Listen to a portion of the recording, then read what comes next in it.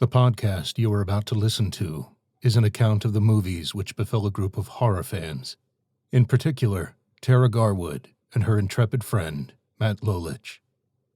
Had they lived very, very long lives, they could not have expected, although they would have wished, to see as much of the mad and macabre as we are to see in those movies. For them, an idyllic summer movie became a nightmare, and they loved it. The movies that they watched were to lead to the creation of one of the most terrifying podcasts in the annals of American history. The Scary Movie Project.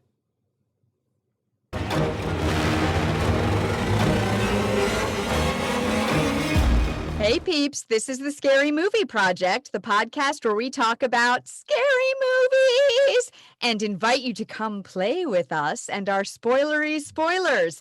I'm Tara. Hello, I am Matt, and today we discuss a masterpiece of modern horror. In the 1980, I think it was released just weeks before I was born. Wonderful film, The Shinning.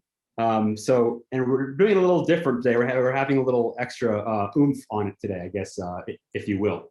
Yes, well, I am somewhere exciting, but not as exciting as you. So let me go first so that you don't make mine sound like crappy. Okay, that's fine. For those who can see us on video, who are watching on YouTube, I am in my new little teensy-tiny baby studio, my little sound booth that is 2 by 2.5 feet. I am sweltering in here for you guys. Yes. Very excited to be back for our first episode after our summer break. And Matt has made it even more special by being somewhere really cool too. Tell us where you are, Yes. Matt. So I am at Mount Hood in Oregon. I am at the Timberline Lodge. And if anyone doesn't know, the exteriors of the Overlook Hotel, which you see in The Shining, that is where I am. That is where they shot that. So I am at the Timberline Lodge on Mount Hood, Oregon, dealing with spotty Wi-Fi, which will be fine. But we're going to have a great episode today because we're going to talk The Shining from the Overlook Hotel. So I give air quotes in case you can't see me. So this is exciting. Yes, I'm so jealous that you're there right now. Matt gets to go to all the cool places. Weather is very nice. It's like in the 70s. It's going to be nice and cool tonight. Maybe I'll go climb the mountain later. It's only 11,000 feet. I'm sure I can do that in like half an hour and be back. Right? Oh, it'll be like a snap. You'll be done so fast. In fact, you should have done it before recording. Maybe I did. Maybe you did, and we would never know. Definitely because totally wouldn't wear you out at all. So no, not at all. This movie, we have wanted to do this movie anyways, like from the start of this podcast, but it was also requested by listener Janet L. So thank you, Janet, for requesting and for being a listener. So that did not work so well. Matt, do you want to tell everybody what's going on, why you are suddenly somewhere different than you were just a few seconds ago, for those who can see it? All I can tell you is the spirits that still live at the Overlook weren't too keen on having me there. They gave me the boot. So you were not always the caretaker. You have not always been there. You, sir, have always been the caretaker. No, I definitely was not. But you have not. but I will say that I have returned, and I would highly recommend if you are in Oregon, especially if you are in Portland, go stay at Timberline Lodge. It's about an hour and a half from Portland. It's beautiful. It's amazing. The exteriors of the film were done there. It was great. I spent the night. And you got pictures, right? I have so some we photos. Can put some pictures up on the website. You will see photos. Good food, great place to stay. It's at 6,000 feet elevation, so FYI, if you have an issue with high altitude, be aware of that.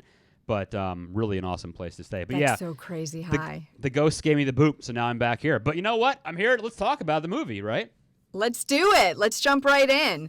So we open on the camera flying over a river and then a car driving down a windy road. A VW Bug, by the way. Going to the Sun Road in Glacier National Park. Yes, the Going to the Sun Road is what it's called, right? That's what it's called, the Going to the Sun Road. That's right. They're going down this winding road. They're in the mountains. There's this ominous music. And the credits are like this bright blue, which I had completely forgotten. They're so like it's just so Stanley Kubrick. I don't care about credits. I don't give a crap. Just put them in there somewhere. Just put them. Screw the credits. Right. They're happening. Right. Like whatever. I don't care. What color will show up against all this? Bright blue, sure, fine, whatever. Do you remember at the beginning of Clockwork Orange? It's that bright like. It burns your retinas red that just says a clockwork orange. Like, I don't think he cares about that stuff. Yeah. No. Right. He's much more about the movie, I guess, than the credits. Sure. So then we see the Overlook Hotel, which is the hotel you were at. The Timberline Played Lodge. by the hotel you were at. Played by the Timberline Lodge in Mount Hood, Oregon. That's right. And then we see, we get a slate, black screen, white text, the interview. Yes. Jack Torrance interviews with Mr. Ullman. Stuart Ullman. And meanwhile, at home in their apartment, Wendy Torrance, his wife, played by Shelley Duvall. Right. Jack Torrance is played by Jack Nicholson. That's right. Wendy, played by Shelley Duvall. She talks to their son, Danny, played by Danny Lloyd, played by a young boy named Danny Lloyd. I love this movie because it has two people who play characters, and they're actually named by the... They're actually the name of those the... are their names. And so she's talking to their son, Danny, about going to the hotel, and Danny has this imaginary friend, and she tells him they're going to have a real good time. And Danny's imaginary friend, by the way. Go. So, yeah, he has this... He talks with his finger, and he has this, like, different voice than Danny. And apparently, this idea came from Danny Lloyd, the actor, in his audition. And what is the And it's what a is the lot voice's, of why he got cast. What is the voice's name? Who is the person? Tony. Tony, that's right. His Tony, name what does is he... Tony. What does he say to the woman? Tony's the little boy that lives inside my mouth. Want to go. Yeah, Tony's the little boy that lives inside my I mouth. don't want to go. Why not? I just don't. Why can't we see him in there? Because he goes and hides in my stomach. Because he goes and hides in my stomach. That's right. Yeah, anyways, so we find out that Jack used to be a school teacher, but he's now a writer. He's trying to be a writer. Vermont, right? Yes, and the hotel is closed October through May. The road doesn't get cleared during that time, so Too much snow. They're like, you're gonna be Unlike you. Unlike the Timberline, which is always open for fantastic skiing. Yeah, right. Well, there you go. The road does get cleared in Right. the Timberline. Yeah, there it does. We're sound like a commercial. We should get them to pay us for doing Right, a yeah, commercial for exactly. them. So Ullman says, well, physically it's not a very demanding job. The only thing that can get a bit trying up here is the tremendous sense of isolation. Mm-hmm. And Jack says, well, I'm looking for that to work on my new writing project. Right. And then Ullman tells him about, he's got to tell him about this tragedy in the winter of 1970 when this guy, Charles Grady, was That's the right. caretaker. And he suffered a complete mental breakdown, killed his whole family with an axe. Muck, he says. Ran amok. And Stacked so them he killed his wife and his two daughters with with an an axe axe? and then shot himself. And then stacked them neatly in one of the wings of the hotel, he says. Yeah. And Ullman, and stacked him neatly. And Ullman just wants Jack to know because some people can be put off by the idea. That's right. And Jack says, oh, my wife will be fascinated because she loves ghost stories and horror movies. Right, Which right. we know, if you love ghost stories and horror movies, we're always like, oh, I want to go stay there. Yeah, that sounds amazing. So, meanwhile, back home, Danny talks to his imaginary friend Tony in the bathroom. Tony, by the way, apparently in the books, Danny's middle name is Anthony, and that's what he goes by as an adult. And so it's him as an adult talking to himself? So I definitely there's a couple of things. I was going to mention my story of the first time I saw this movie. We can do that later. Oh, right. But I want to talk about reference to the book and to the movie because there's a big story with that whole All right, difference so there. we can talk about that later, too. Yeah. So Danny's talking to his imaginary friend Tony in the bathroom, and he asks Tony why he doesn't want to go to the hotel. And we see this shot of, like, blood spraying out of the walls in an elevator lobby and these twin girls standing there. And although we call them the twins, Ullman actually mentions in his story that they were 8 and 10 years old. That's right. So technically they're not twins, but they definitely look like it, like when you see them. And I dressed up as them for Halloween with one of my best friends one year. So one of my sister, one of her friends, and her friend did that as well. They were at a monster... Louise and Lois Burns are their names. They were at Monster Mania once. Okay. And they signed my Shining poster. They're in like their 60s Very now, maybe even nice. 70s at this point. But yeah, it cost me a small fortune to have them sign that thing. Oh my God, that is so cool. Yeah, it's hanging up in my house. It's one of the coolest things I own. It's awesome. That's so freaking cool. Yeah. Okay, so then a doctor comes and she's checking Danny out in his room. because he passed out in the bathroom. Right. And he tells the doctor about Tony. And this is when we have the whole, like, he's the little boy in my mouth and who lives in my mouth, and he goes to the stomach. That's when we have that whole thing. And he tells the doctor about, I keep putting my finger up when I start talking about Tony, like just without even thinking about it. He tells the doctor about Tony. Right. And she asks if Tony ever tells him to do things. And he says, I don't want to talk about Tony anymore. I don't want to talk about Tony anymore. That's right. Yeah, I don't want to talk about Tony anymore.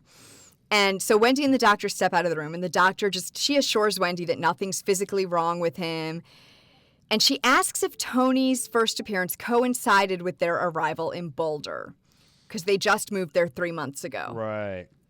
So they're in Boulder, Colorado. I think the hotel is in Vermont.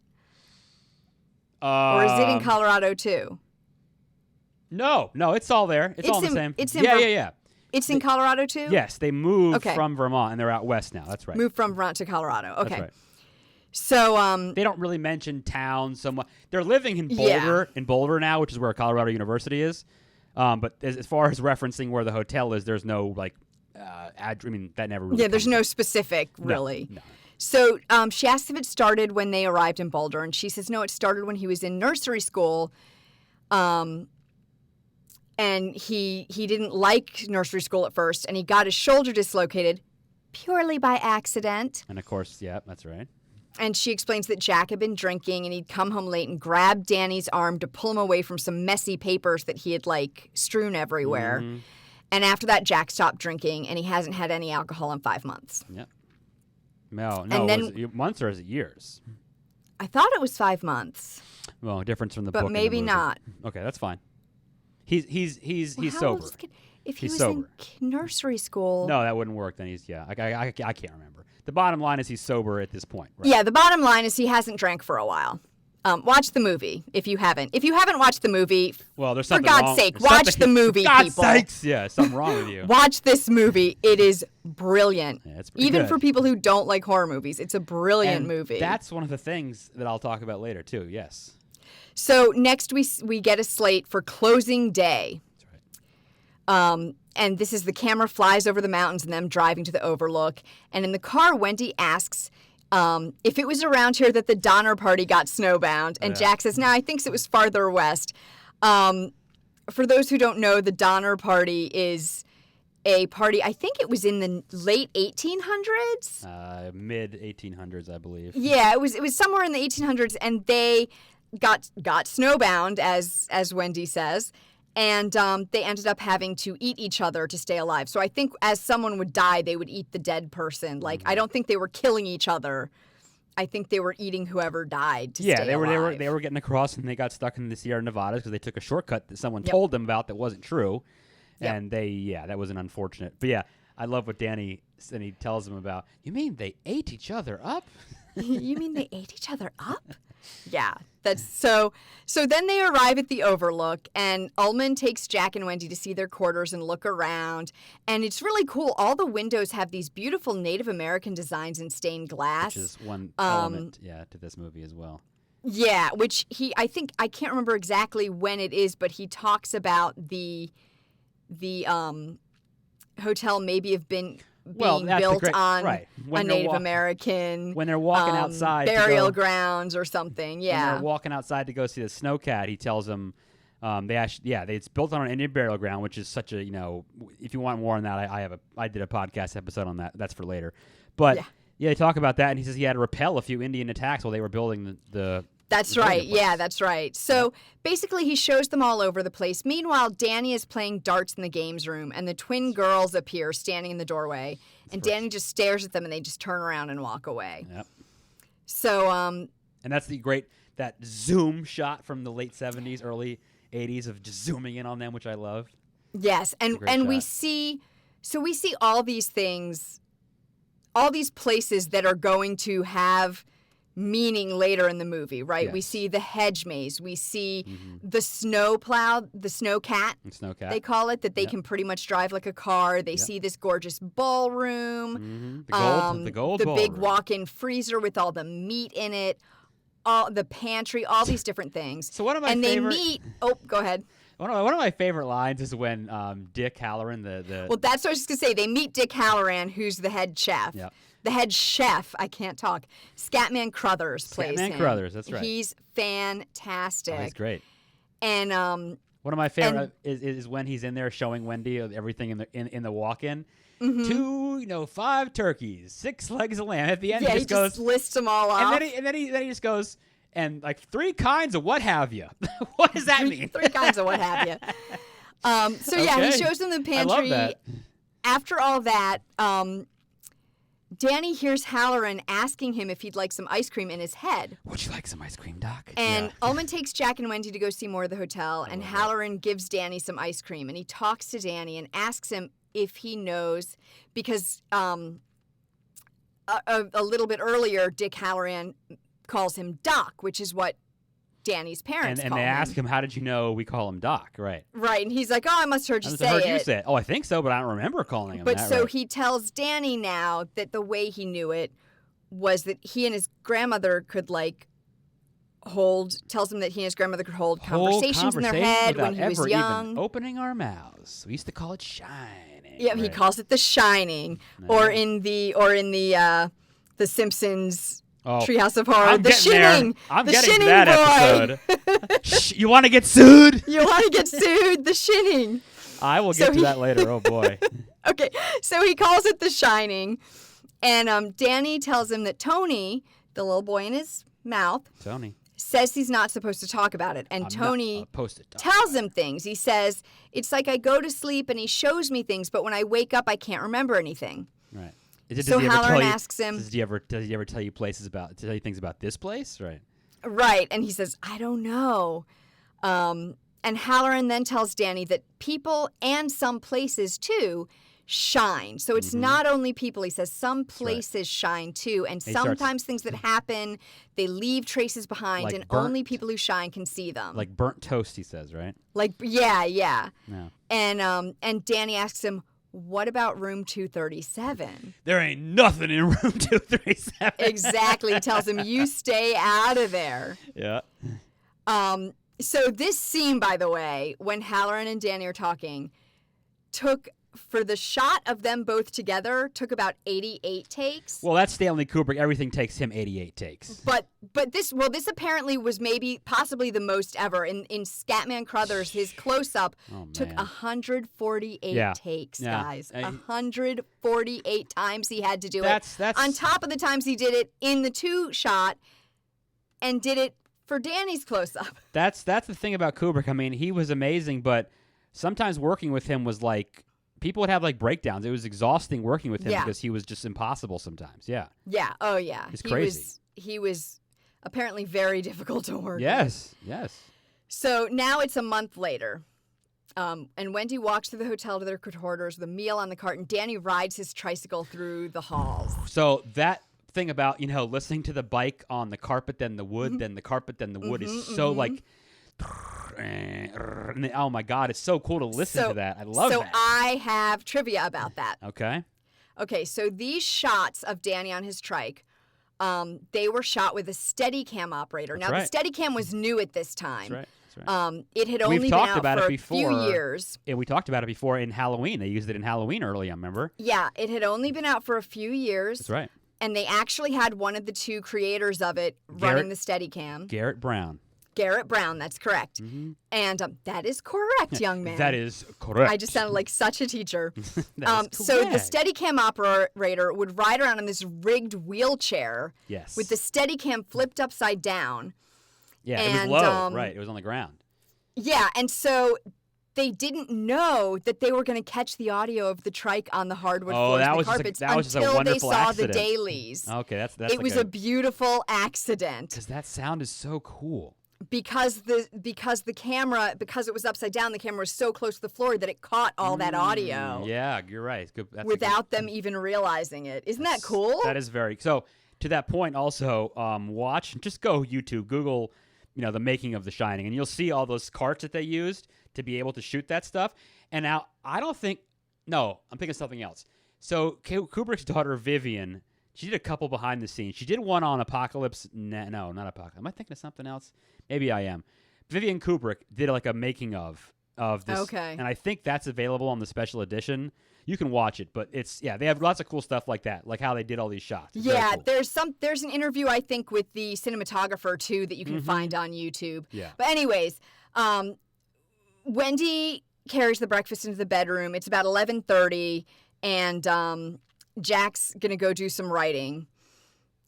And she says, when we first came up here, I thought it was a little scary. And he tells her, I fell in love with it right away. When I came up for my interview, it was as though I'd been here before. I mean, we all have deja vu, but this is weird. He gets all crazy. Yeah. Yeah. And then then we see Jack out. He's in the like big great room, basically, throwing a ball against the wall, not typing at all, not writing. That sound is awesome too. Just that sound of that tennis ball just bouncing back and forth and back.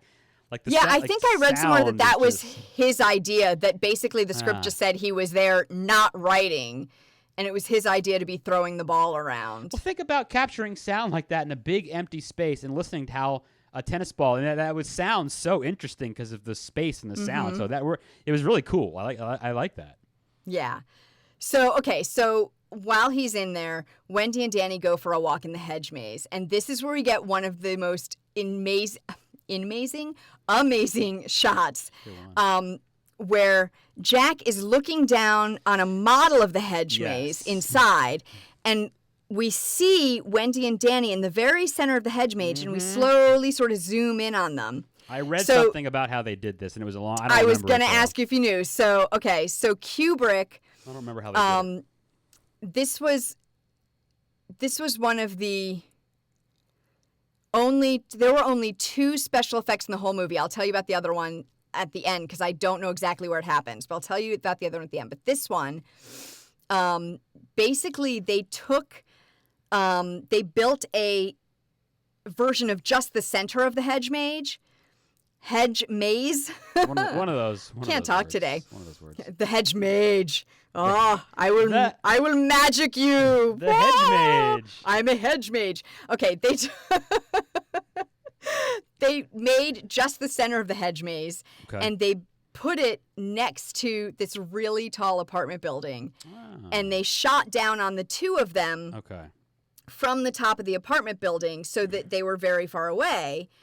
And then they composited that onto the model. Okay. So that's how they did that. That's cool. Also, I will tell you, Kubrick thought the hedge maze was too simple and easy to solve. So the crew challenged him to solve it one Saturday morning on set, and he had to give up. So I believe that. So if you really want to have fun with The Shining, you got to go stay at the Stanley Hotel, which is in Colorado, Estes Park. That's where Stephen King actually stayed and got the idea to write the book. Then they say it's actually haunted. I think they actually have a hedge maze there, which is pretty awesome. Oh, nice. Now here's the thing about that scene. What's the funny line that Wendy says to Danny about what the loser has to do for the hedge maze? I forget. It's so lame. Loser has to keep America clean, she says. Oh, jeez. She's such a dork. Yeah, she is. Yeah. She's just such a dweeb. Yeah. I love her. But that is cool how they did that. Yeah, that's pretty interesting. So now we get the slate that it's Tuesday. Yes. So now we're going into days of the week. Yes. From interview opening day a month later to Tuesday. Yes. So Wendy makes food in the kitchen, and she's watching the news, and they're talking about the snowstorm coming in. Danny's riding his trike through the halls again, and he passes room 237, and he stares at it. Yeah. He gets off his trike, and he tries the door, but it's locked, and he sees a flash of the twins in his head, and he's gone. He's gone. So Jack now is typing very intently in the great room, and Wendy comes in, and he pulls out his current page and turns it face down, which you wouldn't notice, but when you've seen it, you're like, oh, yeah, okay, that makes sense. Right. Why'd he turn it face down? I know why, because he doesn't want her to see what he's writing, which we'll find out later. Jack is being really grouchy, and he tells her that whenever she comes in, she's distracting, and he says that this iconic line, whenever I'm in here and you hear me typing, or whether you don't hear me typing, or what the fuck you hear me doing, when I'm in here, that means I am working, and that means don't come in. Yep, I love that. I'm glad you remember that because I was going to do it for you. And then, of course, I she love says that line. she apologizes, and then he says, well, why don't you start by getting the F out of here? See, I forgot that part. Why don't you start by getting the F out of here? Yep. So now it's Thursday. Or that's also where I think she says, weatherman said it's going to snow, and he's like, and what do you want me to do about it? Brad, what do you want me to do about it? So honestly, he's already kind of grumpy and jerky when they're in the car. Yeah. Getting there. Like, he's already kind of a jerk. I think that's one of the things that people didn't necessarily, Stephen King didn't like. But anyway, yeah. But, so then we're on Thursday, and when we just see Wendy and Danny running around in the snow, and Jack staring menacingly out the window at them. Right. And now it's Saturday. Yes. And if you remember from folks that watched the Lords of Salem, Rob Zombie, he kind of steals that, because there were a couple points in the movie too where those plates come up where it just lists the day of the week. Oh, yeah. I guarantee you Rob Zombie thought, I love The Shining, so I'm stealing this. Yeah. Just totally hijacked it. Have to. So Saturday, Jack types. Wendy goes and tries the switchboard, but she can't get a line out. So she tries the shortwave radio, and she tells the Forest Service their phone lines are down. And the guy tells her they should leave the radio on from here on out, so like they can hear if there's anything going on. How many times, by the way, in that scene do they say over? And they say it so many times. And how angry are you at the end? Like, shut up! I don't want to hear this anymore. It's how you. I know, but it's just like, oh my god! When you watch it, sometimes you're like, I can't stop saying over. Stop it. I just maybe that's just me, but that drives me crazy. It's a lot of over. It is, and then then it's a little bit of a relief to hear over and out. Yes, please stop. It's over. Over.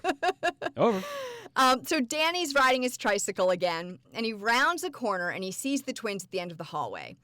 And they say... And I love that sound. There's like a giant gong that sounds, right? It's like the scary, like... Yeah, I think it's right as they show up. I love that. And they say, hello, Danny. Yes. Come play with us. Come play with us, Danny. And then he sees flashes of them dead and bloody. And he just like covers his face. He covers his eyes, and when he opens them, they're gone. Right. And come play with us forever. Danny tells Tony he's scared. Ever. Tony reminds him of what Halloran said. Pictures in a book. It's just like pictures in a book. It isn't real. That's right. Yep. I do a pretty good impression that was of that, good. if I do that say was, so. That I cannot do Jack, but I can do Tony. Well, you could try Jack later in some parts. No, I can't do Jack. Nope. I'll let you do Jack. Okay. So now it's Monday. Danny and Wendy are watching TV, and Danny asks if he can go get his fire engine, but Wendy's like, no, Daddy's asleep. I think they're watching Roadrunner, aren't they? Yes, they're watching the Roadrunner. Yes. They are. Great cartoon. So he says he won't make any noise, and she says okay, and he creeps into their quarters, and Jack is sitting on the bed. And he calls Danny over to him, and he puts him on his lap and asks him if he's having a good time. And Danny says he is, but you can tell he isn't. No. He just says it. And Danny asks Jack if he loves the hotel. And Jack says he does, and he wishes they could stay there forever and ever and ever. And Danny asks if he would ever hurt them. Long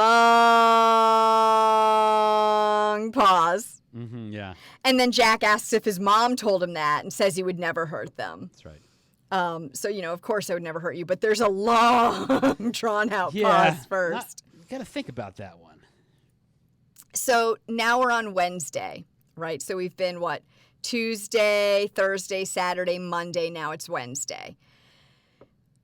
Danny plays with his trucks, and a ball rolls to him from out of frame, which we never really get what the hell is going on with that. I think it's just leading him to 237, to room 237. Mm-hmm. So he looks up, no one's there. He walks down the hall, and the room to 237 is open. And the key is in the door, right? Yeah, the key's in the door. And so Danny goes in, asking if his mom's in there, but obviously Mom? She isn't. Yeah. She's in the basement, and she hears yelling. She's in the basement doing Jack's job, by the way. Right.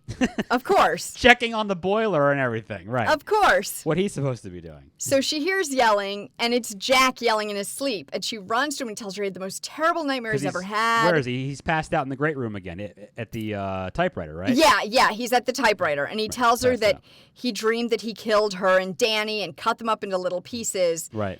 And Danny comes in, And Wendy tells him to go play in his room. He ignores her.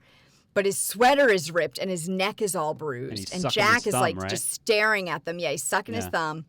And Wendy accuses Jack of doing it. Well, yeah, I mean, of course. What else would you think when there's no one else in the building? Yeah. So Jack goes to get a drink. Even though they already told them that the ballroom had no alcohol in it, he goes into the ballroom and he looks behind the bar for alcohol. Remember, he goes in there and he kind of just he sits there and no one's there and he kind of puts his hands over his face and he just says he'd sell his soul for just a drink, for just a drop of something. And then he looks up and you see him smile and the camera's facing him, so you don't know what he's looking at. And then he goes, "Hi, Lloyd." Hi, Lloyd. And there's the bartender, Lloyd. And the bar is now fully stocked. It sure is. And he orders a bottle of bourbon. White man's burden, Lloyd. White man's burden. He tells him. There you go. And that's when I love the connection. Again, we talk about the lodge, where I love the line of "You're the best damn bartender I know. Best damn bartender from Portland, Maine to Portland, Oregon." Or no, it's just the best around here in Portland, Maine to Portland, Oregon for that reason, I think is what he says. So I kind of love that. Yeah. Portland, Maine, or Portland, Oregon for that matter. Mm-hmm. So he talks to the bartender, he drinks. Wendy runs into the ballroom and tells Jack there's somebody else in the hotel, a crazy woman who tried to strangle Danny, because that's what Danny has now told her. There's a crazy woman in the hotel. Okay. That's what she sounds like. That was brilliant. Yeah. So Halloran is at home watching TV, and he has a vision of room 237 and Danny. Can we mention the painting he has above his bed, please, real quick? We can. We can. He has paintings of beautiful naked women. Yes, and I hope over his bed and on opposite that over the TV. Yes, I hope you viewers have caught that because I just love that scene. Which is apparently like a very it was typical for that time period, I guess. Yeah, I was not around, so I don't know. Yeah, I can't was really speak to it. I was not there, so I don't know. It's what everyone's living room should look like, right? Of course. Yeah. It's his bedroom. It's his bedroom because he's on the bed. Yeah. Okay. So he doesn't have it out there in the living room where everyone's just going to Well, we never saw his living room, so who the heck knows? Fair point. Yeah. Fair point. So he has a vision of room 237 and Danny. And meanwhile, Jack goes into the room, into 237. Yes. And sees a naked woman in the bathtub. Oh, man, what a scene. This sexy woman, and she gets out and she walks towards him, and he comes to her and they embrace, and then he looks in the mirror. Oh, God. And he's embracing this old, dead, rotting corpse woman. Yeah, this corpse. And she comes toward him again, and he leaves the room and closes the door. Can you do the laugh of the woman, though? Let's see, can you do that? Okay, yeah, I gave it a shot. I wasn't very good at it. And can I point out how, just how amazing, the time period was? Look at the carpet in that room. And look at the colors of the tub. Remember those greens and those pastel and colors? And the tiles. And the late 70s, early 80s. It's such a time capsule of that time period. I love it. It's so mid-70s. Oh, it's terrible. It's so mid-70s. It's terrible, but it's great. So meanwhile, Halloran tries to call them at the Overlook, but he can't get through because the phones are down. And then Jack gets back to their quarters where they stay in the hotel, and he tells Wendy that he saw nothing. Right. In room 237. And so Wendy's like, well, how did Danny get the bruises on his neck? And he says he thinks Danny did it to himself. So he's kind of protecting, I guess, the hotel at this point. I would say. And Danny has another vision, and he sees a door that says redrum. That's right. And the blood in the elevator lobby again. He sees all the blood whooshing out of the elevators. That scene is that was one of the craziest things of that movie. Is that man? I did not find how they did that, and that is so. You know what? That's a great question. I know it's all fake, but how many freaking gallons did you need to make of that I wonder if, because there's nobody else in the shot, I wonder if it was a smaller model. Yeah, it might have been a model. That's very true. That's a good point. I wonder if it was a smaller model. And remember, so those of you that want to, go watch the trailer for The Shining, the original trailer. That's the trailer. It's just a minute of that shot of the blood falling out of the elevator. And I think overcoming the camera. There's no scenes from the movie in it. I'm pretty sure that the MPAA, that they didn't want like blood in trailers that were like no ratings that anyone could see. He told them that it was rusty water, and they believed him. Rusty water, yes, of course, for the pipes, yes. Yeah. Wow. So now Wendy tells Jack she wants to leave, and Jack refuses and storms out. And he walks through the hotel, and he sees these balloons in the hallway. The gold ballroom, right? Yes. Now, before we get there, meanwhile, Halloran has called the Forest Service and asked them to call the Overlook on the radio. So that's going on. Like, all that is going on as this is happening. I love when he calls him to the excuse he says, well, I need to go check on them. It turns out the caretakers have turned out to be completely unreliable assholes. Turned out to be completely unreliable assholes. So Jack goes into the ballroom, and there's a party in full swing in the 1920s, guys. Love it. It's a serious 1920s, like flapper party. The Roaring 20s, as they say. Yes. Aren't we in the Roaring 20s now again? I guess we are. We are. How about that? I don't know if I'd call them maybe the snoring 20s. Ooh, I like that. That's a good one. Maybe they could be later on. We still so have, far with the pandemic, it's been pretty. We have 9 more years of we haven't gotten to do much, so it's been kind of snoozy. Okay. So Jack goes into the ballroom. There's this party in the 1920s. He gets a drink at the bar, and Lloyd tells him his money's no good here. Your money's no good here, Mr. Torrance. Orders from the house. That's right. Yep. So it's funny because the first time he tries to pay and he realizes he doesn't have money, and Lloyd tells him his credit's good. And this time he has money. Right, how about that? Because remember seems I'm temporarily light. Yeah, this time he has money, and they say your money's no good here. I wanted to mention when that first scene where he's in the bar having the drink with him and they're having that conversation, he tells that story a little bit about how he broke Danny's arm, remember? He's explaining that. Yeah. And that just kind of like gives you an idea of, how he's been on the wagon and he's sober, and it just gives you a worst 5 months of my life. Right, exactly.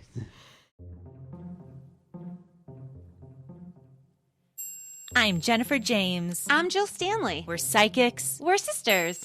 We are the hosts of the Common Mystics podcast. If you enjoy creepy stories, road trips, haunted locations, history, and mysteries, then the Common Mystics podcast is for you.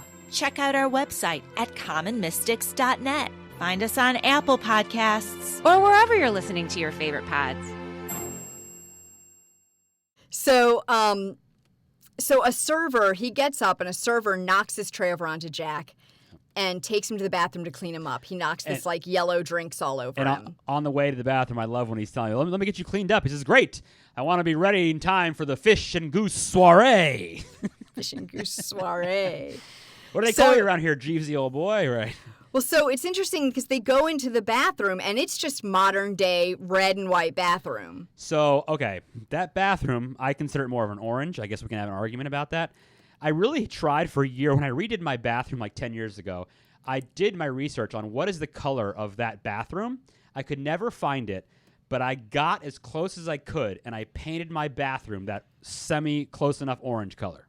Huh, okay. I had to do it. We'll call it orangey red. It was my homage to The Shining. I painted my bathroom orangey rust, I guess, sort of color. So, guys, if you watch it after you listen to this, or if you already did watch it, you tell us what color you think it was. And if you want to see a picture of the paint in my bathroom, I'm happy to send it to you. It's not exactly, but yeah, it's close send us enough. a picture of your bathroom, please. I think it's close enough. So they go into the bathroom to clean him up, and the server's name is Grady. Delbert Grady, sir. And Jack recognizes the name and asks him if he was the caretaker at one point. Right. And Jack... I don't believe so, sir. I don't believe so. Jack tells Grady what he did, and he says, "That's strange, sir. I don't have any recollection of that at all." Right. And then he says, "I'm sorry to differ with you, sir, but you are the caretaker. You've always been the caretaker." And then he talks I should know, sir. I've always been here. Yep. And then he tells him how he corrected his daughters. Right? Yes, because Grady tells Jack that Danny's trying to bring an outside party into the situation. And Jack tells him Danny's a willful boy and that his mother interferes. Yep. And yes, Grady tells Jack that he corrected. You got to have the roll. I can't do the roll. Corrected. Corrected. And then he says his can't wife do it. does. His daughters and wife. I corrected them. Yeah. I can't do it. You got to roll your R's. Come on. Don't you speak Spanish? Corrected. No, I took French. No rolling R's in French. Correct. Then, I guess. I can't do it. I give up. We'll have a language Wait, lesson do it another again? time. Corrected. I love it. There you I go. love it. That's it. Okay, so in this scene, actually, in this bathroom scene, Kubrick breaks the 180-degree rule of filmmaking, which is that the camera should never cross more than 180 degrees between shots. Look so that you up. keep It's a very each interesting actor on the technique. same side of the frame, right? So that one actor will always be on the left side of the frame and one actor will always be on the right side of the frame. But he breaks this rule, and from what I read, the theory is that this was to indicate that Jack is becoming more like Grady. You can break the rules if you know what you're doing and if you do it for a reason. That's right. Yeah, if you do it for a good reason. That's right. So, meanwhile, Wendy is planning an escape from the hotel, and she hears Danny yelling, "Red rum, red rum," in Red Tony's rum! voice. Red rum! And she goes to him, and he says, Danny's not here, Mrs. Torrance. He's gone completely like Tony. Yeah, he's he's gone. all Tony all the time right now. And then Jack hears the forest rangers calling because Halloran told them to on the radio, and he goes and he removes pieces from it so it won't work. He pulls a couple of fuses out of the thing and he just sits there and pops them in his hand. I love it. So guys, we're getting close. We're getting close because now the titling says 8 a.m. We're so close. So Halloran is on a plane heading into Colorado from his home in Florida, excuse me. And he calls a mechanic friend to see if he can get a snowcat so he can get through the snowblock roads to the airport. And you see him driving down that like 18-wheelers tipped over like it's a terrible snowstorm. Yeah, it's a really bad snowstorm, and he's driving through it. He's crazy to be driving it. And Wendy sits with Danny watching cartoons. She tells him she's going to talk with Dad for a few minutes, and he's still doing the Tony thing. Okay, Mrs. Torrance. He's gone, yeah. Wendy goes into the great room where Jack is writing with a baseball bat, but he isn't there. And she looks at his writing, and he has pages and pages, hundreds of pages of it. Yeah. And every single page says, you want to say it? Oh, go ahead. All work and no play makes Jack a dull boy, and every page is filled with it. Or in the Simpsons episode, all work and no beer and no TV makes Homer something something. Go crazy? Don't mind if I do. Don't mind if I do. So, in all kinds of different columns and different indents and paragraphs. Yeah, oh it's like God. Some of it's written like a screenplay, some of it's written like a book, like paragraphs, some of it's just like straight up. And she's like tearing through these pages, and she's getting like more crazy every second as she's going through them. So Kubrick's secretary did all of that. Oh my God. Apparently she spent weeks or maybe even months just typing out all those pages. And you know they needed extra copies too, right? Because she's got to be messing them up as she's like rifling through them. Of course.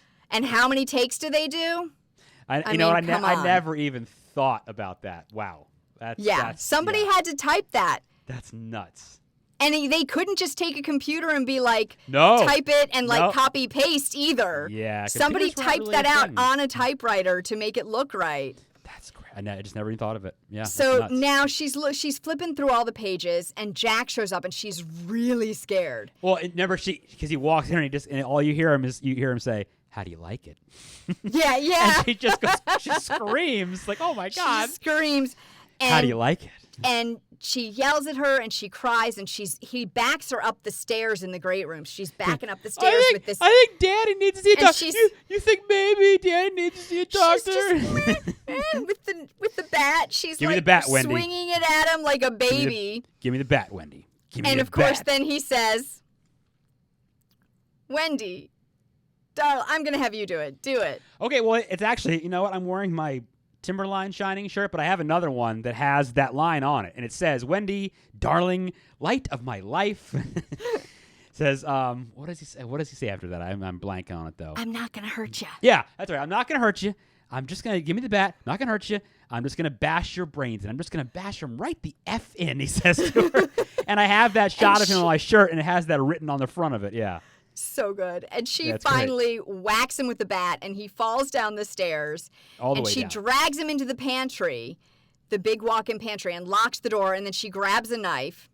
And Jack's he almost wakes up in that and almost gets out in that. Oh, remember? yeah. And he's yelling at her to let him out. And she says she's leaving, and he tells her she's not going anywhere. He says, oh, you'll see. Go check out the radio in the snowcat. Go check it out. And that's that shot where the camera is below him and he's pounding on the door. That is such a bizarre, like, headache-inducing camera angle. I've never seen anything like it. Yeah. Yeah. It's crazy. And so there's a picture she goes, somewhere of Kubrick laying there with the lens he's picking and Jack doing that somewhere. I've seen it online somewhere. It's crazy. Oh, that's looking. so cool. Yes. So she goes to see the snowcat, and it has been sabotaged. He's told her the truth. For those of you that know your car out there, you'll notice that what he did was he cut all the wires from the rotor from the distributor cap where the spark plugs go. So basically, so that pretty much ruins a car because you have no spark plug connection to the rest of the engine. So yeah, he did a good job of ruining the car. That's a pretty good way to ruin an engine. Yeah, it's unusable in any way, shape, or form. Yes. So in these scenes, though, right? You can tell Shelley Duvall is extremely shaken and scared and upset, and this is where so many people, we've all heard this, right? If we know anything about this movie, what we know is that Kubrick screwed with her Nicole so Kidman, much I think, that and it Eyes Wide actually Shut, affected her health. Oh yeah, yeah. That's Like what I'm saying. She was sick. She was He'll get the best not out of just you. her mental health. It affected her physical health. He's almost like a coach, like in football or some sport that just drives the player crazy, gets the best out of them, but screws them up because of it. That's right. Yeah. Yeah. So now we're at 4 p.m. Ooh. Jack is still in the pantry, and Grady shows up and berates him for not taking care of the situation they discussed, and then lets him out. Dude, a ghost just let him out. Remember in the Simpsons one, it's Moe and like a mummy and like a vampire that let him out. Remember at the end of that scene? Yeah, instead of a ghost. Yeah, me and the other ghouls were thinking, Homer, you're not doing your job. Yeah. So Halloran's on his way up the mountain in the snowcat he borrowed, and Tony is still possessing Danny. Yep. And he goes in the bedroom, and Wendy's asleep. He takes her knife, and he red rum. And then he gets red rum lipstick. He gets red lipstick, and he writes red rum on the door across from the mirror. And the whole time he's saying red rum. Red rum. It's getting louder and louder and louder. Red rum. And Wendy wakes up and she sees in the mirror that red rum in the mirror spells murder. Murder. So I have a sweatshirt that I bought that has the twins on the back, and on the front it's a zip up, and when you zip it up, you close and it says red rum. I cannot tell you how many people I wear that, and they look at me or they ask me, "What is that?" Oh, that's sad. And I'm just like, at that point I realize they don't know, so I just say it's from a movie. It's just from a scene. From a movie, it's a pretty old movie now. A lot of young people probably haven't seen it. Well, it's various people. It's different ages of people that ask me, but I just tell them that it's from a movie. I don't really go into the whole explanation. But I love the sweatshirt. Very sad. But that is a cool sweatshirt. Some people know it, and they're like, that's awesome. I love that sweatshirt. Those are your people right there. Right. Those are our people. That's right. Or they just see the back from behind me, and they walk in front of me, and they say they love it. Because you can see the front or the back, and you get the idea of what it is. So yeah. So is it reversed on one and not reversed on the other? No. So it's just red rum on the front, and the back has the twins. Oh, okay. Yeah. Cool. Yeah. So Jack is hacking on their door now to their quarters with an axe, and Wendy gets Danny into the bathroom, and she opens the little tiny window in there. Oh my God, that makes me so. I have like terrible claustrophobia, and I would be terrified of getting stuck in that window. Oh my God. Well, so then you go from that to she gets Danny out, and then Danny's out in the middle of the snowstorm. He slides all the way down. That's crazy. And she can't get out herself, so she's just like, "Run, Danny, run!" But and she's Jack trying to, like, is at the bathroom at the door. time. Yeah, she's like, "Run!" And Jack's the bathroom door, and he hacks his way through, and he does little another pigs. famous line. Well, no, first it's little pigs. Okay, there you go. Let me come in. That's that first. And then he does. So, okay. With his face through the door. He breaks through, and he finally does. Here's Johnny. So let me ask you this question. Not just horror. Is that one of the top 10 most famous movie lines of all time? Probably. Or close to it. Okay. Top Yeah. 25. Top 25. I would for sure? say it's got to be. Okay. I think it might be top 10. Look that up. Movie quotes. Let's see, and we'll see what. I would say So- definitely top 25. So here's another little tidbit. The props department built a door that could be easily broken through for this scene Sure, because of it's course. really hard to break through a real door. Yeah. But Nicholson had been a volunteer fire marshal. I think I heard this. Yes. So he tore through it too quickly, and they had to Right. make a stronger door Right. Okay. so that it would be a little harder for him to Yep. get through it because Right. he had to get through a real door. It before. depends what kind of wood it is too. If you have a really good axe and you have a crappy door, you can bust through it pretty quick. But anyway, yeah. Yeah.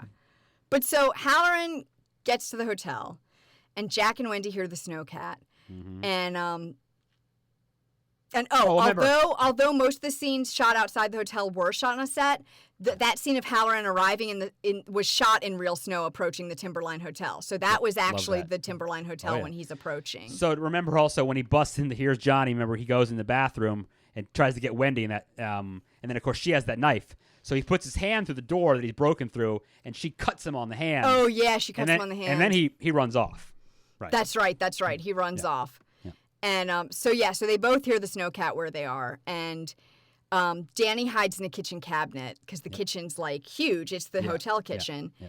And Jack hears Halloran calling out in the lobby, and he just jumps Hello! out and whoop, axes that him in the chest. Scene, that'll make you jump if you're not ready for that. That'll get you. Man. It's such a shock. Ooh, Nobody's yes. been killed at this Yes. point. And it's violent. And we've only had minor injuries so far. Like Yeah, it's pretty violent. It's And then- surprising. And I love it too because when he gets him with the axe, you see his face, and then you see Danny react because Danny has that connection with him, and he knows that he's dead now. Yep, and Danny he kind of is feels like, it. screams, and Jack hears it, so he goes off to find him, and Danny gets And out of the cabinet and runs away. I love that shot. After he kills him, the shot is just looking down the hallway of the hotel, and it's out of focus. But then a second later, Jack slowly rises into the frame, and he just looks like twisted. He looks so demented. Oh yeah, I love that he shot. looks so scary. I love that composition. It's so great. He looks so scary. Right. So now Wendy's running through the hotel. She sees a room with a man in a bear suit giving Okay, another so- man oral sex. My only line for that is I remember Eli Roth once, one of my idols, discussing The Shining on one of these shows I watched about horror movies one time, and all he said, and I'll sum it up well, he said, there's a scene with a guy in a tuxedo and a bear suit, and something's going on. You don't know what it is, but it can't be good. And that's Right, all it I'm going to can't say be about. good. That's all I'm going to say about that scene because I don't understand It's it. not good. And she sees that. She sees a bunch of skeletons. She sees some other scary stuff. And the one guy with the bleeding head in the glass, and he looks up and says, "Great party, isn't it?" Yes, great party. I love that guy. And Danny runs into the hedge maze, and Jack goes in after him, and he backtracks to confuse Jack I'm and books coming. it out of there. I'm coming, Dan. Yeah. And so Danny does this like smart thing where he backtracks and he hides jumps- in he another covers corner. up all his And tracks, Jack yep. goes past him, and he like books it out. Yep. And Wendy makes it to the snowcat, and she sees Danny heading out of the maze, and so they get in the snowcat, and they just leave Jack behind. And he's just He- yelling and screaming in the maze, And he collapses in the maze and freezes to death. and that shot when And he wakes. then, oh wait, Go ahead. go ahead. No. No, I want you to finish. So then in the hotel, we dolly into a picture of a party okay, at the hotel. sorry, yeah, I you're didn't coming interrupt in you. first, right? Because I was going to say that shot, you see him laying there at night, and then it's just that quick, instant cut to him the next morning, and he's literally frozen to death. Frozen That to death, That yeah. shot is like scary. Yeah, he That is is like scary. icicles off his He looks like eyelashes and stuff. those bodies that climbers find on Everest because the climber Oh, just yeah. dies there. Yes. Oh yeah, Oh my God. Yeah, it's crazy. Scary. So in the hotel, we dolly in slowly to a picture of a party at the hotel in 1921, and Jack is July right 4th, at front. by the way. That's right. It's a July 4th party. July 4th, So- 1921. Is that the date? 1921. Yeah, right. So the photo used, by the way, was actually a photo from the 1920s, and they just airbrushed Nicholson's head on top of another man's body. That must have been hard to do 40 years ago instead with no Photoshop, I would imagine. Yeah. So Yeesh. here's another thing. Did you know Did you know? DYK that that when it was first released, the film had an alternate ending? Yeah, I think I heard Kubrick mention this. I don't know that I've ever seen it though, but I think so. So after the shot of Jack's body, the film dissolved to a scene of policemen outside the hotel, and then it cut to a scene in the hospital where Wendy was in a bed and Danny's playing in a waiting room, and Ullman arrives and tells her that they've been unable to locate her husband's body anywhere on the property. And on his way out, Ullman gives Danny a ball, and it's the same one that rolled into the hallway earlier in the film before he was attacked in room 233, and Ullman just laughs and walks away.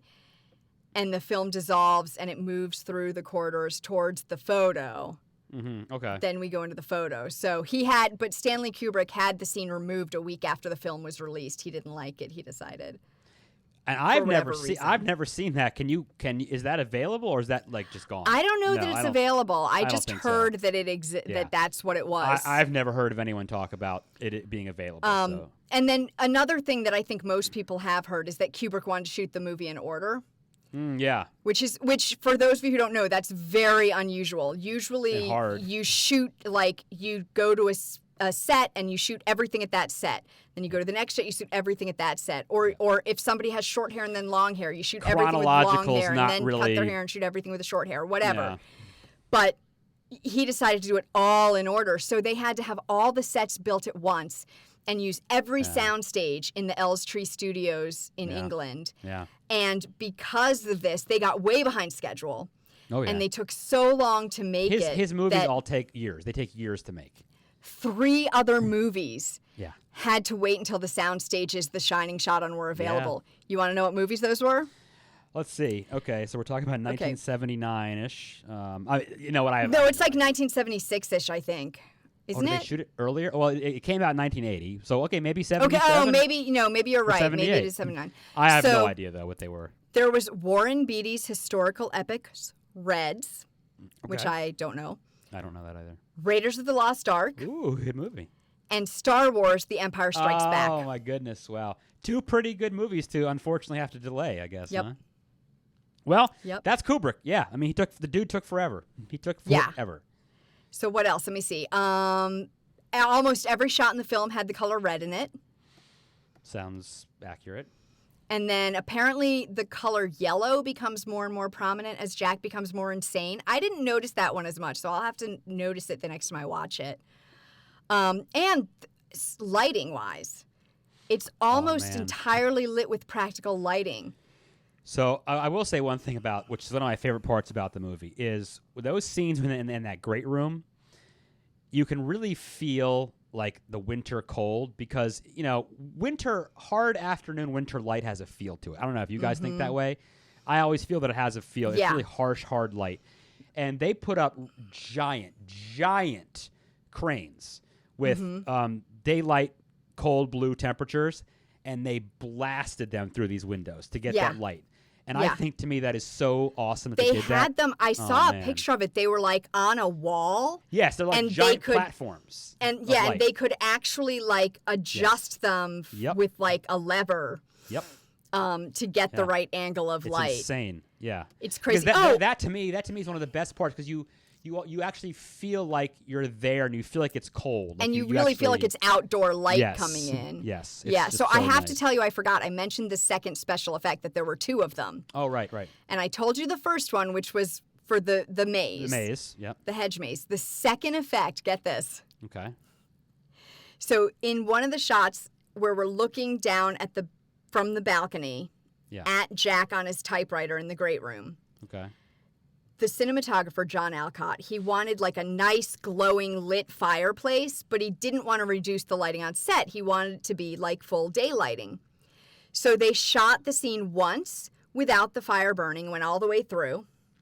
Then they rewound in camera love it. And like shot Dracula. just the fire lit with all the other lights out over it. So like it was an in-camera effect. Kind of like what we talked about in Dracula, all the cool in-camera. Yeah. Yeah, so it's an in-camera effect. Well, you just taught me something. I had never heard that. That's fantastic. Well, there you go. That is very cool. There you go. Wow. I have another fun one. Outtakes of the shots of the Volkswagen Beetle traveling towards the Overlook Hotel at the start of the film. They were later used by Ridley Scott. Really? When Warner Brothers made him add a happy ending to Blade Runner. Okay. And you know how there was like that happy ending where they like, where they drive off together at the end? Uh-huh. So that was using leftover Okay. footage from this. Stanley Kubrick was a fan of Alien, and so he told Ridley Scott, "Sure, so. you can have it Here as you long go." as you only use shots that weren't used in The Shining. Just Right. go ahead and take it."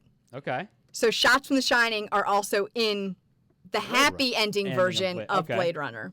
All right, that's very cool. That's excellent trivia. Yeah. Wow. You came Oh, and strong. another Blade Runner like connection. Okay. Joe Turkel, who played Lloyd, the bartender, Okay. also played Dr. Eldon Tyrell in Blade Runner. Is he the one that says what's the line? One of the big famous lines in the movie? Yeah, that's right. It is him. I'm trying to remember some line he said from it. I don't know which line you're talking about. I'm blanking. Well, because like, all right, so Rob Zombie's like favorite movie I think is like Blade Runner, and that's why I mean, well, More Human Than Human, the great song by White Zombie is about Blade Runner basically, right? So there was some line I don't know, I mean, I'm off topic here, but whatever. But anyway, it was some line, but he had a lot of good lines. So Yeah. No, I remember him from the movie though. Yeah, Yeah. I do. So yeah, he played Dr. Tyrell. So he was in That's right. both movies, and then that footage of the Volkswagen Beetle was in both movies. Okay. And I know you had some things to say about shoot. the movie versus the book. All right. I mean, I have a million things to say about this movie. I mean, this movie is one of my favorite movies ever of It's all such a good time. movie. Oh my God, I love I don't this even movie. like. I'm just trying to think of like where I start. Well, so why don't I start you off and then hopefully Yeah. this will kick you in. So Yeah. Stephen King was not happy with the film. This is correct. He didn't like it. No. He thought it was all surface and no substance, or Right. apparently his quote was, "It's like a great big beautiful Cadillac with no motor inside. You can sit in it and you can enjoy the smell of the leather There you go. upholstery. The only thing you can't do is drive it anywhere." Okay. So, I will disagree and agree with him on this. Where, okay, if you haven't read the book, I'm not going to. I say this all the time. I'm not going to ruin. We spoil the movie here. Or I'm not going to spoil the book for you either. Sure. I think the book is great. You should read it. It's very different. The ending It's is different. A Yeah, lot of I've things are read the different. book.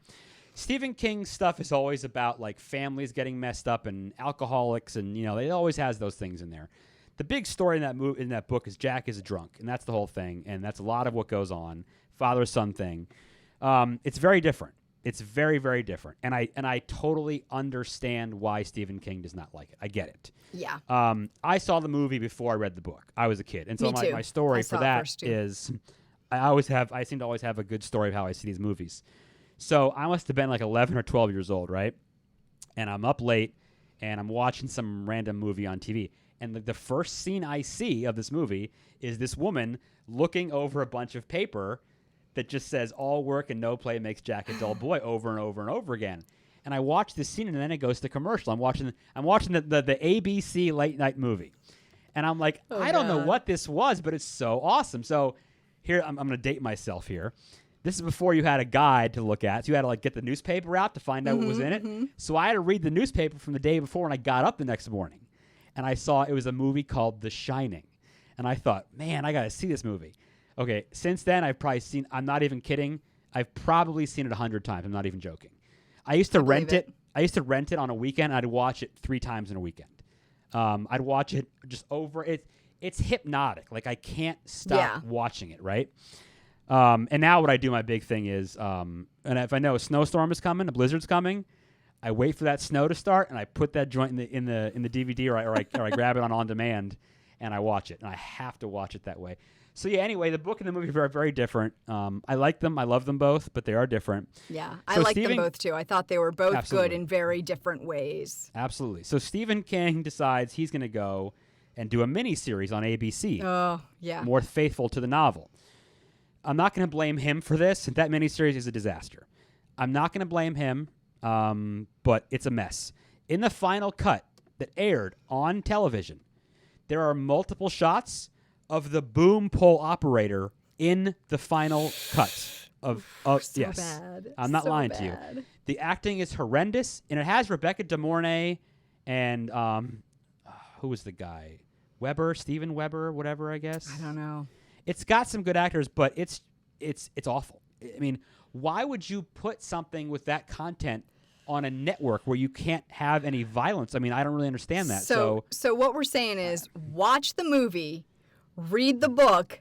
You don't gotta watch the miniseries. Well, don't worry, because you know what? I don't think you can even find it anywhere anymore.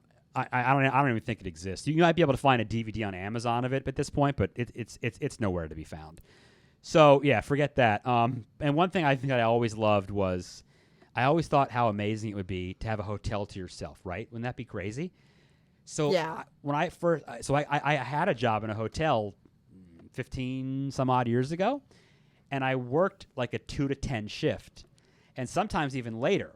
Yep, so I did too. I had so many nights where I had basically a hotel to myself, and it was so cool to actually like be like in The Shining. I'd walk around the floors and stuff. Nobody. Sometimes at midnight I'd be there. Nobody's there. I never had the hotel to myself. It's so quiet, and every time all I could think about was the movie, and I'd be like, "This is so cool that I'm actually getting to do this."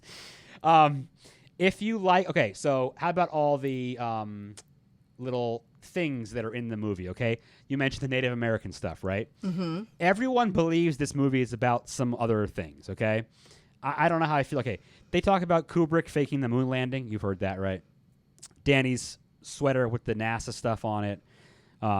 Tang you see in different places, things like that. Yeah, talking about the Native American stuff. I don't buy any of that stuff personally. I think it's just crazy. But if you like that, watch a documentary called Room 237. I watched the whole thing, but it lost me 20 minutes into it because I don't really do conspiracy theories anyway. Yeah. This was off the charts for me. They lost me. I just couldn't handle it. I watched it. And if you like that stuff and you believe all the conspiracy stuff behind this movie, you need to watch this documentary. I haven't watched it. I might have to watch it just to see the craziness that they propose. It is nuts. There are like drawings and diagrams of things and just total insanity in my opinion. In my opinion. I mean, if you want to get into it, be my guest. Yeah, so The Simpsons, The Treehouse of Terror, the Shinning episode. The Shinning is freaking hilarious. That is one of the best. And Simpsons has got to be on Netflix, right? So I'm sure you could watch that episode. And if you don't, you have Netflix on FX. It's on all the damn time. You'll probably catch it in some point during a week anyway. There you go. It is one of the best ones. It is so freaking hilarious. I love that one. Yeah, I mean, this movie, the cultural, impact that it has on, just society overall, it's quoted so many times. Like I mentioned, the "Here's Johnny" is one of the great lines in movie history. I just think it's such an amazing movie. It's fantastic. I can't, love it enough. It's one of my favorite directors. And then I read Dr. Sleep, the sequel to The Shining, and then I watched the movie. I haven't read that yet. So the book is great, and if you love The Shining and the atmosphere, you have got to watch Dr. Sleep. It is like a love letter to The Shining. And if you love that stuff, you will just love I tried it, and I could not get into it. I'll have to try it again. You got to hang in there till the end of it, and you will get rewarded. I watched, I want to say the first, 10 or 15 minutes, and I was like, I do not like this. Read the book first. Okay. So, yeah, I mean, if you're out there and you haven't read it, please read the book. Please read both books. You'll see the differences. I mean, yeah, the movie's incredible. It's on. It's a staple, on any channel at Halloween. IFC plays it all the time. Like I said, I can ramble on and on and on and on. I'm not going to bother. But I think I went over everything that I wanted to talk about with that movie because, yeah, it's got a very special place in my heart. I really love it. Yeah, it's a fantastic movie, guys. Like we said, if you are listening to this and you haven't seen it, I don't care if you think you've heard everything from us. You haven't. Go watch it. Just go watch it. It's so good. I think you mentioned too. It's one of those films that even if you don't like scary, I think people like it. Yes, it's a classic. It's a masterpiece. Yeah, it really is. I have a friend of mine. Maybe it was one of my sisters. She had never seen it, and she was scared to watch it. But I told her, and we watched it with a bunch of people, and she liked it. It's just kind of one of those movies that just kind of it's not really scary, but. And I just wonder if someone else had done it, would it have been the same? Probably not. Would Stephen King have been more pleased with it? Maybe. I don't know. I don't know. As far as the adaptations, it would be a whole different thing, I think. As far as the adaptations of his books go, this is not very faithful, I suppose you could say, because of the differences, and it follows a basic storyline. But probably one of the best. I mean, yeah, that's a point to argue though, because even though it's not really faithful. Right, because it's very different in a lot of ways. So yeah, no, I think it's amazing. I really love it. This is one of the greats, I think, for sure. Okay, so what do we have up next? We are doing audio in horror movies, guys. We're going for a slightly different format with guest Bill Vaughn, who is an audio guy. He's an audio engineer. He'll be he's an audio engineer, so he knows all about this stuff, and we will be talking about the audio in horror movies, which I'm really excited about. And I'm going to tease this. I have a little game for you two to play. Oh my! Okay. Oh, what is this? Are you quoting Saw now, or are you actually being serious? Oh no, I'm actually I got the idea from our friends Laughing with Gingers, because they play trivia games all the time. All so right. I'm gonna quiz you guys. Is this gonna be like horror related trivia, or is it just random trivia? I'm not gonna tell you because I don't want you to study. Yeah, you're not gonna tell me. I don't want you to study. All right. I'm ready. I mean, I'm excited. But guys, tune in to see Matt and Bill compete with my devious I can guarantee trivia quiz. I can guarantee he'll be excited for that. I think he might win. We'll see. Okay, well, we'll see. I don't care who wins. I just want to have fun doing it. That's all right. So everybody, please remember you can subscribe, follow the podcast on, I think, pretty much any podcast platform. Anywhere. Rate and review us, iTunes, wherever the heck you're listening, so that more people can find us. And don't forget to send us your movie suggestions. Like today, we did a movie suggestion from Janet. So if you guys remember to send us your movie suggestions, we will say your name on air, and we will do your movie. We will talk about it for you. So don't forget to do that. And you can send your thoughts on the movies we watched so far, whether you think the bathroom in The Shining is red or orange. Oh, yes. You can send that to us at thescarymovieproject@gmail.com, and you can follow us on Facebook and Instagram at The Scary Movie Project. Peace out. Good night, Canada. The Scary Movie Project podcast is produced by Tara Garwood and Matt Lolich. Learn more at thescarymovieproject.com.